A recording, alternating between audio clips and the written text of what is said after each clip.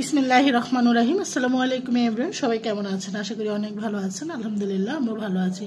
আজ আপনাদেরকে খুবই সহজভাবে প্যাকেট মশলায় খুবই মজাদার একটা চিকেন বোনা তৈরি করে দেখাবো। তা হলো ব্রয়লার মুরগি দিয়ে। এটা রুটি, পরোটা, নান রুটি, লুচি, প্লেন ভাত, পোলাও এবং বিরিয়ানির সাথে খেতে পারেন। সুস্বাদু এই চিকেন বোনাটা খেতে কিন্তু দারুণ। যারা ব্রয়লার মুরগি খেতে অপছন্দ করেন তাদের জন্যই আজকের এই সুস্বাদু রেসিপিটি।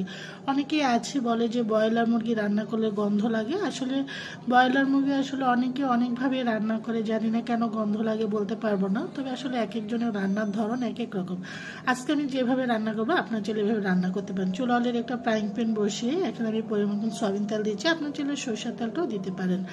যেহেতু আমরা সয়াবিন তেলটা খাচ্ছি সেজন্য সয়াবিন তেলটা দিয়ে এখানে হাফ কাপ পেঁয়াজ কুচানো দিয়ে পেঁয়াজটাকে আমি জাস্ট ভেজে নিয়েছি। আপনার চাইলে পেঁয়াজ বাটা দিয়েও কিন্তু করতে পারেন। আসলে চিকেন ভুনা অনেকভাবেই করা যায়। আসলে চিকেন এমন একটা জিনিস সেটা যেভাবে রান্না করেন না কেন খেতে ভালোই লাগে।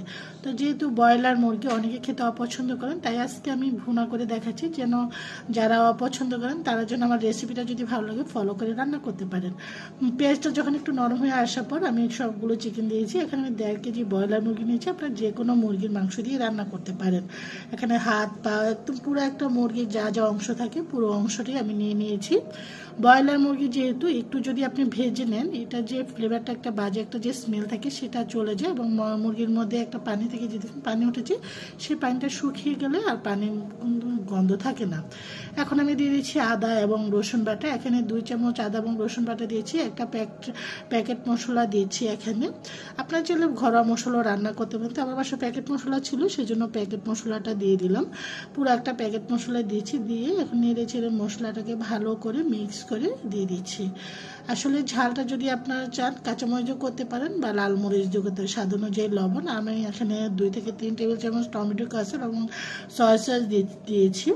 তো কেন দিয়েছি, যারা অপছন্দ করেন চাইলে এগুলো আপনারা ইউজ করে ব্রয়লার মুরগি সেই স্বাদটা পেতে পারেন এবং গন্ধটা থাকবে না, খেতে অনেক বেশি ভালো লাগে। চাইলে আপনারা স্কিপ করতে পারেন, কোনো সমস্যা নেই।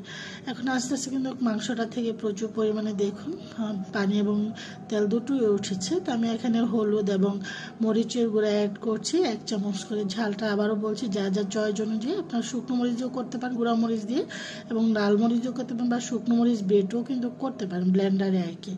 তো যেহেতু ব্রয়লার মুরগি একটু ঝাল ঝাল না হলে এটা খেতে ভালো লাগবে না, অবশ্যই একটু ঝাল করে রান্না করলে ভালো লাগবে খেতে। আবারও বলছি ঝালটা যার যার টেস্টের উপর নির্ভর করে। তো দেখুন আমি কোনো রকম পানি ইউজ করিনি। মুরগিটা থেকে যেভাবে ঝোল দেখুন কি পরিমাণে ঝোল উঠেছে, তো সেটা দিয়ে কিন্তু পানিটা আর কি সেটা দিয়ে কিন্তু রান্না হয়েছে। ব্রয়লার মুরগি যেহেতু নরম মুরগি হতে বেশি একটা সময় লাগে না। আবারও ঢাকনা দিয়ে ঢেকে দিয়েছি। দেখুন তেলটা কিন্তু অলরেডি উপরে ভেসে উঠে গিয়েছে। এই যে এটা ফ্লেভারটা এতটাই সুন্দর বের হচ্ছে, আপনারা চাইলে একবার এভাবে ট্রাই করে খেয়ে দেখতে পারেন। খেতে কিন্তু দুর্দান্ত হয়েছে। আশা করি সবারই ভালো লাগবে আজকের এই লোভনীয় রেসিপিটি। তো এখন আবার একটু নেড়ে চেড়ে দিচ্ছি।